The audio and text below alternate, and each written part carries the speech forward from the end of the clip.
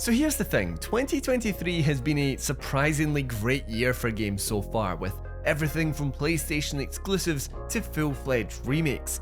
With us crossing the halfway mark of the year, I thought it was time to take a look back over the last 6 months to pick out the best of the best that this year has had to offer. So without further ado, my name is Aidan, this is Push Square, and here are the top 10 PlayStation 5 games of 2023 so far.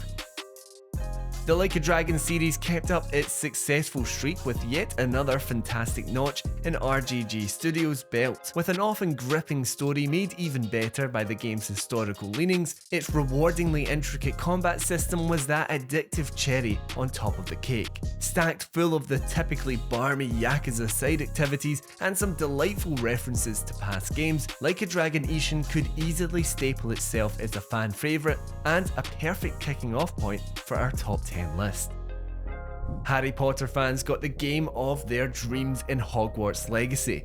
This massive open campus experience allowed players to seep themselves in the fine details of the wizarding world, with everything from the moving paintings of Hogwarts to the centaurs of the Forbidden Forest. Set in the 1800s during a Goblin Revolution, you would arrive at Hogwarts as a new student, learn new spells, take your broom out for a spin, and even get into a wand battle or two.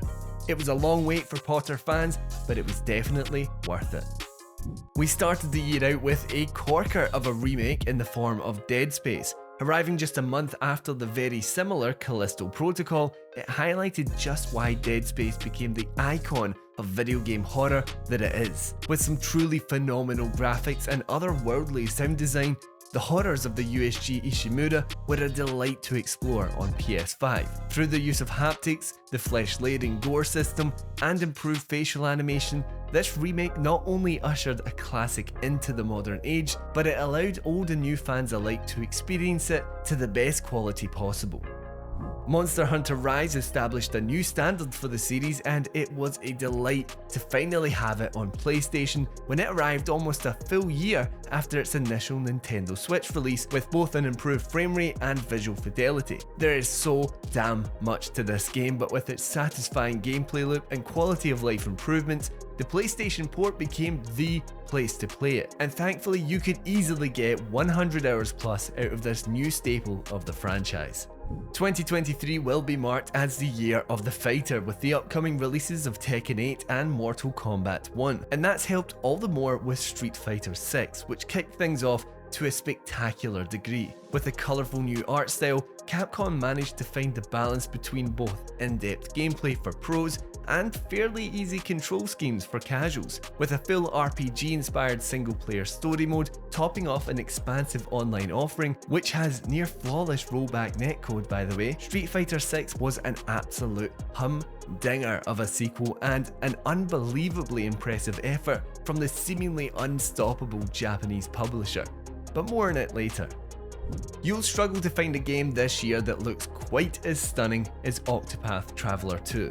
Its gorgeous 2.5D art style is only complemented with its stacked story experience, which is filled to the brim with some incredible characters who will leave you wanting more at every turn. With 8 of said characters to play as, Octopath Traveler 2 constantly reminds you of how much of an improvement it is over its already pretty great predecessor. It's a masterfully crafted RPG.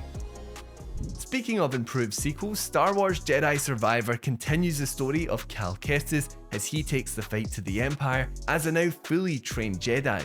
This one massively expanded the lightsaber combat with different stances, and you could even wield a blaster, with you being able to mix up your different fighting styles on the fly as you face different kinds of stormtroopers, robots, or creatures.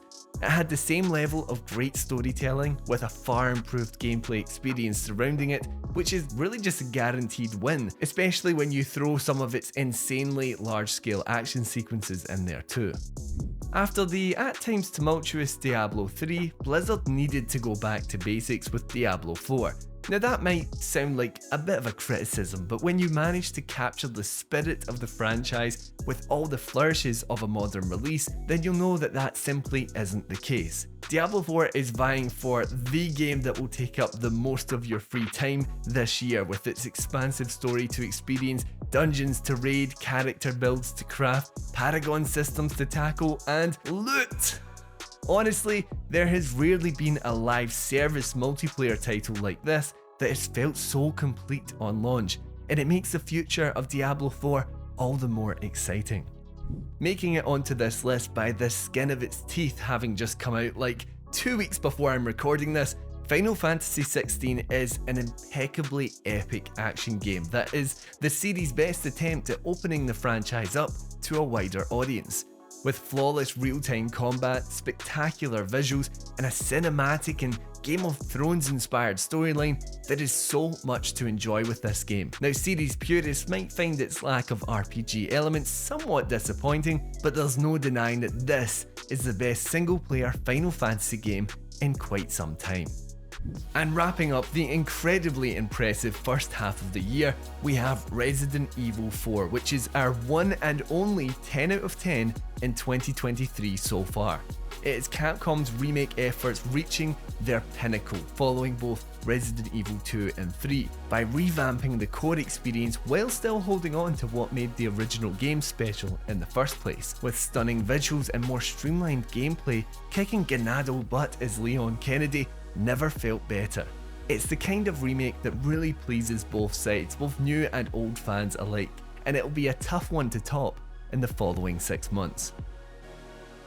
And those are the best PS5 games of 2023 so far. Let me know down in the comments what your favourite game of the year has been to this point, along with the one that you think could overthrow it later in the year.